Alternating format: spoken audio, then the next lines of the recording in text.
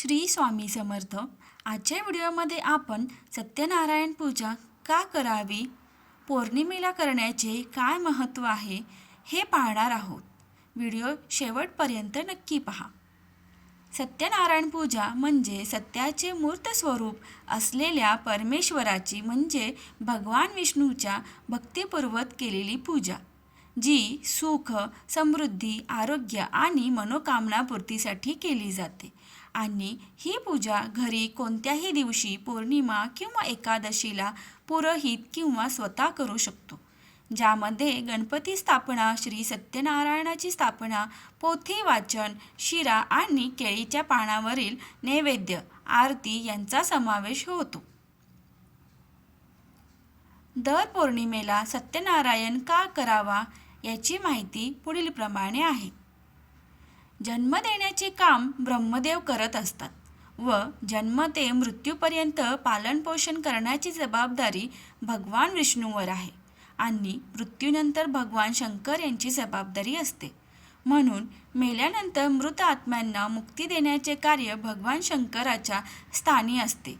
श्री क्षेत्र नरसोबाची वाडी, श्री क्षेत्र त्र्यंबकेश्वर या ठिकाणी नारायण नागबली हा विधी केला जातो. आपल्या घरात पुरेसे अन्न न मिळणे, आर्थिक अडचणी येणे, अन्न चविष्ट न लागणे, अन्न खाऊन तृप्ती न होणे, महिनाभर पुरणारे धान्य महिनाभर न पुरता ते लवकर संपणे, घरात पैसा नको असलेल्या ठिकाणी खर्च करावा लागणे, पैसा घरात आला म्हणजे त्याला वाटा फुटून अनाठाई पैसा खर्च होणे. सतत 12 पौर्णिमेनंतर त्या व्यक्तीचे वरील प्रश्न बऱ्याच अंशी सुटलेले असतात. बरेच चांगले अनुभव लोकांना आलेले दिसतात. याचे कारण असे की आपण जी सत्यनारायण पूजा करतो ती धान्याची पूजा असते. जुनी मंडळी अशी म्हणतात की घरचं धान्य सरत नाही व विकतचे अन्न पुरत नाही.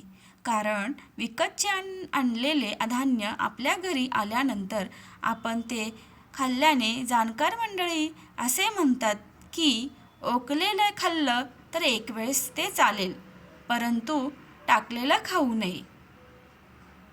जैसे खावे अन्न वैसे उपजे मन. या सर्व गोष्टी आपल्या कुटुंबावरती वाईट परिणाम करू शकतात.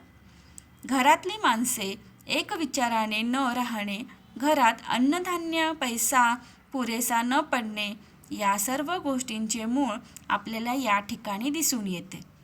म्हणून आपल्या पूर्वजांनी फार बारीक अभ्यास करून घरच्या घरी पौर्णिमेला सत्यनारायणची पूजा करण्याची प्रथा यासाठी घालून दिली आहे.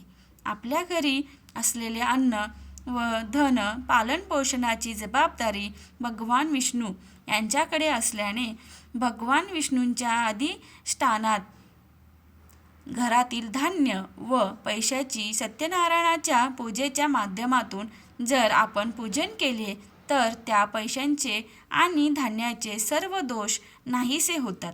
तसेच तो पैसा पैशात पैसा टाकल्यास त्याला बरकत राहते. त्या ठिकाणी पवित्रता येऊन घरात सुख, शांती आणि आनंद, प्रसन्न वातावरण राहण्यास सुरुवात होते. सत्यनारायण पूजा ही दर पौर्णिमेला प्रदोषकाळी सूर्यास्ता अगोदर व नंतर 24 मिनिट करावयाची असते. ऐश्वर्य, धन, संपत्ती याचे मालक विष्णू व माता लक्ष्मी देवी यांच्या कृपा प्रसादासाठी घरच्या घरी पूजा करावी. माहिती आवडल्यास व्हिडिओला लाईक, शेअर आणि सबस्क्राईब करायला विसरू नका. धन्यवाद.